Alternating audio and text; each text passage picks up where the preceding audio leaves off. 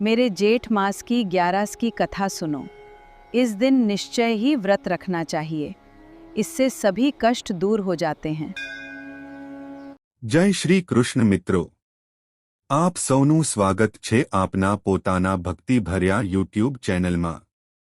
મિત્રો, પુરુષોત્તમ માસને ભગવાન શ્રીકૃષ્ણનો અતિ પ્રિય માસ માનવામાં આવે છે। આ માસમાં કરવામાં આવેલું જપ, તપ, દાન, પૂજા અને વ્રત અનેક ગણું ફળ આપે છે। અને આ પુરુષોત્તમ માસમાં આવતી એકાદશીનું તો વિશેષ મહાત્મ્ય છે। એવું કહેવાય છે કે જે ભક્ત શ્રદ્ધા અને ભક્તિથી એકાદશી વ્રત કરે છે તેના જીવનના દુઃખો દૂર થાય છે, પાપો નાશ પામે છે અને અંતે ભગવાન શ્રીહરિનું ધામ પ્રાપ્ત થાય છે। આજે આપણે સાંભળવાના છીએ પુરુષોત્તમ માસમાં કરવામાં આવતી પવિત્ર એકાદશી વ્રત કથા, જે સાંભળવાથી પણ અતિ પુણ્ય મળે છે। તો વિડિયોને અંત સુધી જરૂર જોતા રહેજો। અને જો તમે ભગવાન શ્રીકૃષ્ણના સચ્ચા ભક્ત હો તો કમેન્ટમાં જરૂર લખજો। જય શ્રી રાધે કૃષ્ણ। એકાદશી વ્રતનું મહાત્મ્ય।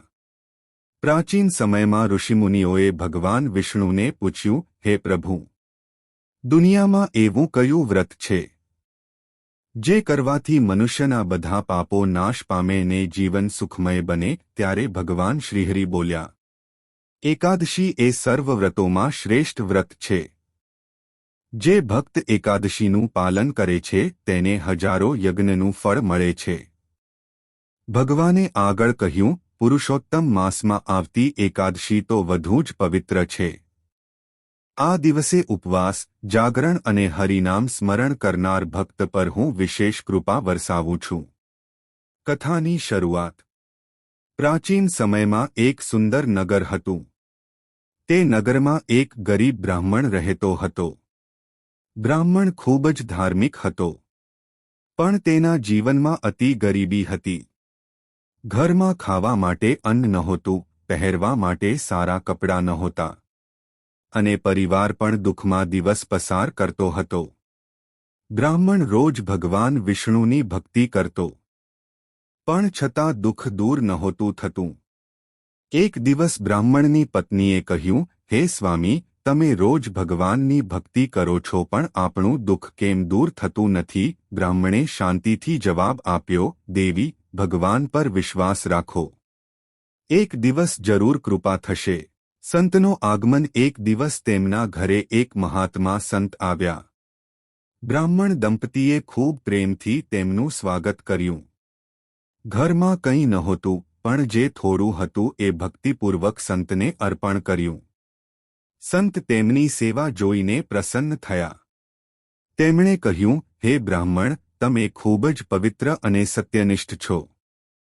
હું તમને એક એવું વ્રત બતાવું છું જે તમારા બધા દુઃખ દૂર કરશે। બ્રાહ્મણ હાથ જોડીને બોલ્યો, હે મહાત્મા, કૃપા કરીને મને માર્ગ બતાવો।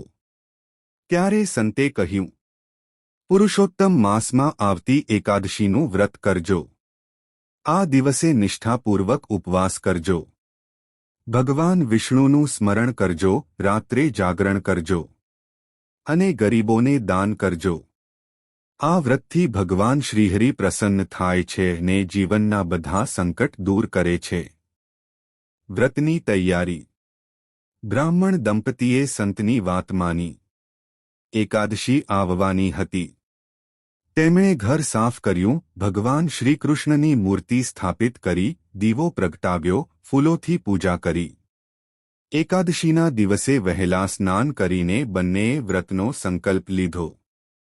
તેઓએ આખો દિવસ ભગવાનનું નામ લીધું, ઓમ નમો ભગવતે વાસુદેવાય। રાત્રે ભજન કીર્તન કર્યું, ભગવાનની કથાઓ સાંભળી અને આખી રાત જાગરણ કર્યું। ભગવાનની કૃપા। ભક્તિ અને શ્રદ્ધાથી કરાયેલું વ્રત જોઈને ભગવાન શ્રીહરિ ખૂબ પ્રસન્ન થયા। રાત્રે બ્રાહ્મણને સ્વપ્ન આવ્યું। સ્વપ્નમાં ભગવાન વિષ્ણુ પ્રગટ થયા। તેમના ચહેરા પર અદ્ભુત તેજ હતું। ભગવાન બોલ્યા, હે બ્રાહ્મણ, તમે પુરુષોત્તમ માસની એકાદશી ભક્તિપૂર્વક કરી છે। હું તમાથી પ્રસન્ન છું. હવે તમારા જીવનના બધા દુઃખ દૂર થશે. આ કહી ભગવાન અંતર્ધ્યાન થઈ ગયા. ચમત્કાર. સવાર પડી. બ્રાહ્મણ જાગ્યો. તેને લાગ્યું કે કદાચ આ માત્ર સ્વપ્ન હશે. પણ જ્યારે તેણે ઘરની બહાર જોયું ત્યારે આશ્ચર્યચકિત થઈ ગયો. ત્યાં અન્નથી ભરેલા ઘડા હતા, ધનસંપત્તિ હતી અને ઘરમાં સુખ સમૃદ્ધિ આવી ગઈ હતી.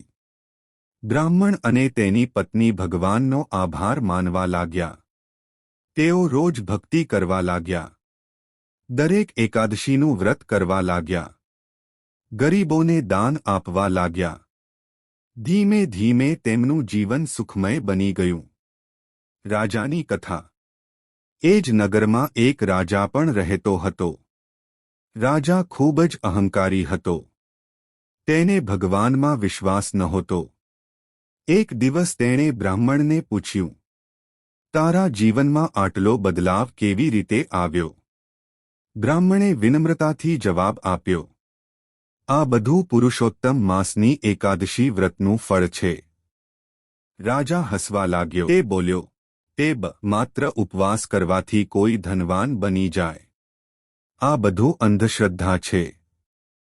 રાજાનું દુર્ભાગ્ય. સમય પસાર થતો ગયો. થોડા જ સમયમાં રાજાના રાજ્યમાં દુર્ભિક્ષ પડ્યું. ખેતરો સુકાઈ ગયા, પ્રજામાં દુઃખ ફેલાયું. રાજ્યનો ખજાનો ખાલી થવા લાગ્યો. રાજા ખૂબ ચિંતિત થયો. ત્યારે એક વૃદ્ધ સંત રાજમહેલમાં આવ્યા. તેમણે કહ્યું, હે રાજન, તમે ભગવાન અને વ્રતનો અપમાન કર્યો છે. તેથી આ દુઃખ આવ્યું છે. રાજા ડરી ગયો. તેણે પૂછ્યું, હવે આ દુઃખથી મુક્તિ કેવી રીતે મળશે? સંત બોલ્યા, પુરુષોત્તમ માસની એકાદશીનું વ્રત કરો. ભગવાન શ્રીહરિની શરણમાં જાઓ. રાજાનો પરિવર્તન. રાજાએ હૃદયથી પસ્તાવો કર્યો. એકાદશીના દિવસે તેણે ઉપવાસ રાખ્યો. મંદિરમાં જઈ ભગવાન વિષ્ણુની પૂજા કરી. ગરીબોને દાન આપ્યું. રાત્રે જાગરણ કર્યું. ભગવાનની કૃપાથી થોડા સમયમાં રાજ્યમાં વરસાદ પડ્યો. ખેતરો હરિયાળા બની ગયા. પ્રજામાં આનંદ છવાઈ ગયો. રાજાને સમજાયું કે ભગવાનની ભક્તિથી જ સાચું સુખ મળે છે. એકાદશી વ્રત કેવી રીતે કરવું? મિત્રો, હવે જાણીએ કે એકાદશી વ્રત કેવી રીતે કરવું. એક દિવસ પહેલા સાત્વિક ભોજન કરવું. એકાદશીના દિવસે વહેલા સ્નાન કરવું. ભગવાન વિષ્ણુ અથવા શ્રીકૃષ્ણની પૂજા કરવી. ઓમ નમો ભગવતે વાસુદેવાય મંત્રનો જાપ કરવો. શક્ય હોય તો ઉપવાસ રાખવો. રાત્રે ભજન કીર્તન કરવું. બીજા દિવસે દ્વાદશીને પારણું કરવું. ગરીબોને દાન કરવું. એકાદશીનું આધ્યાત્મિક રહસ્ય. એકાદશી માત્ર ઉપવાસ નથી. આ મન અને ઇન્દ્રિયો પર નિયંત્રણ કરવાનો દિવસ છે. આ દિવસે માણસ પોતાના મનને ભગવાન તરફ લગાવે છે. ભક્તિ કરે છે. સારા વિચારો રાખે છે. અને પાપોથી દૂર રહે છે. તેથી આત્મા શુદ્ધ બને છે. મન શાંત બને છે. અને જીવનમાં સકારાત્મકતા આવે છે. પુરુષોત્તમ માસમાં વિશેષ ફળ.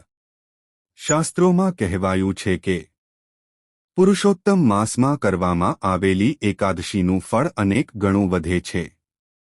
આ દિવસે કરેલું દાન, જપ, તપ, ભક્તિ અને ઉપવાસ અક્ષય પુણ્ય આપે છે. ભગવાન શ્રીકૃષ્ણ કહે છે, જે ભક્ત પુરુષોત્તમ માસમાં એકાદશીનું પાલન કરે છે તેના બધા પાપો નાશ પામે છે અને હું તેને મારી શરણમાં લઈ લઉં છું. કથાનો ઉપદેશ. આ કથાથી આપણને 3 મોટી શીખ મળે છે. પ્રથમ, ભગવાન પર વિશ્વાસ ક્યારેય છોડવો નહીં. બીજું, સાચી ભક્તિ અને શ્રદ્ધાથી કરેલું વ્રત ક્યારેય વ્યર્થ નથી જતું. ત્રીજું, અહંકાર માણસને દુઃખ આપે છે, જ્યારે ભક્તિ જીવનમાં સુખ અને શાંતિ લાવે છે. સમાપન. તો મિત્રો, આ હતી પવિત્ર પુરુષોત્તમ માસની એકાદશી વ્રત કથા. આ કથા સાંભળવાથી અને શેર કરવાથી પણ અતિ પુણ્ય મળે છે. જો તમને આ કથા ગમી હોય તો વિડીયોને લાઇક કરો, ચેનલને સબસ્ક્રાઇબ કરો અને બેલ આઇકન જરૂર દબાવો. કમેન્ટમાં જરૂર લખજો. જય શ્રી કૃષ્ણ. જય શ્રી હરિ. ફરી મળીએ આવી જ ભક્તિમય કથાઓ સાથે. ધન્યવાદ. જય શ્રી રાધે કૃષ્ણ.